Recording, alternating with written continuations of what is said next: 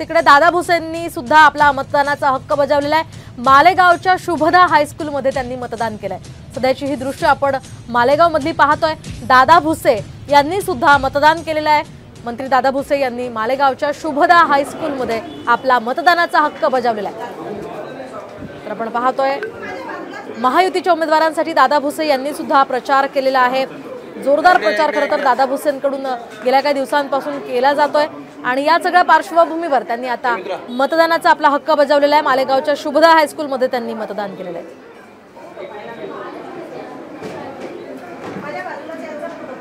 आपण पाहतोय नाशिक मध्ये हेमंत गोडसे विरुद्ध राजाभाऊ वाजे विरुद्ध शांतिगिरी महाराज अशी थेट लढत होतीये आणि यामुळे या लढतीकडे खरं तर सर्वांचं लक्ष लागलेलं आहे। ही तिहेरी लढत होते आणि सध्या दादा भुसे यांनी आपला मतदानाचा हक्क बजावलेला आहे। उत्साह मतदार राजांमध्ये दिसतो आहे।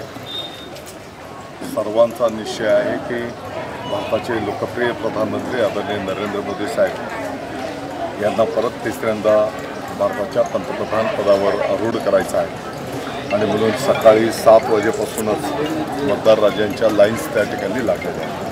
ज्या पद्धतीने सुरुवातीच्या काळापासून माहितीमध्ये मोठी अशी केस होती, इच्छुक देखील जास्त होते आणि या पद्धतीने आता निवडणुका पार पडत आहे। कसं यश मिळेल काय वाटतं?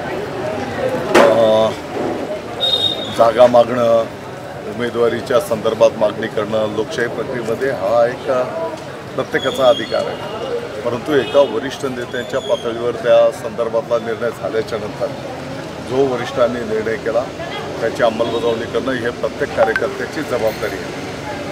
आणि आपण बघितलं असेल की कुठेही आता बातमी अमोल कीर्तिकरांसंदर्भातली आहे। वडिलांची उणीव भासते अशी खंत अमोल कीर्तिकर यांनी यावेळी बोलून दाखवली आहे। तसंच वडील सोबत नसले तरी इतर जण सोबत असल्याचंही अमोल कीर्तिकर म्हणालेत।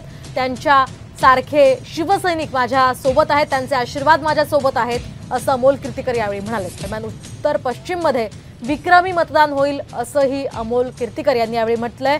तर 4 लाख मतांनी माझा विजय होईल असाही विश्वास अमोल कीर्तिकरांनी यावेळी बोलून दाखवला।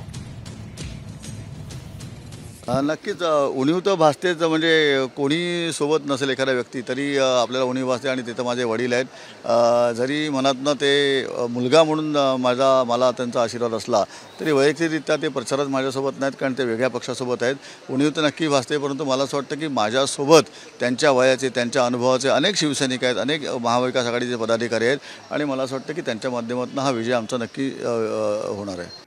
तर दुसरीकडे सार्वजनिक बांधकाम मंत्री रवींद्र चव्हाण यांनी सुद्धा आपला मतदानाचा हक्क बजावलेला आहे। मंत्री रवींद्र चव्हाण यांनी डोंबिवलीतल्या मतदान केंद्रामध्ये सहकुटुंब मतदान केलं। दरम्यान रवींद्र चव्हाण यांनी महायुतीच्या विजयाचा विश्वास यावेळी व्यक्त केला। लोकशाहीचा हा सर्वात मोठा उत्सव आहे।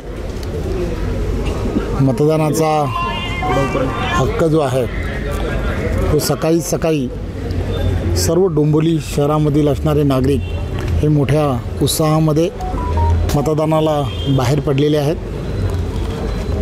विकसित भारत हे स्वप्न साकार करण्यासाठी पंतप्रधानांचं मोठ्या उत्साहामध्ये शहरातील प्रत्येकजण हा मतदानासाठी उतरलेला आहे।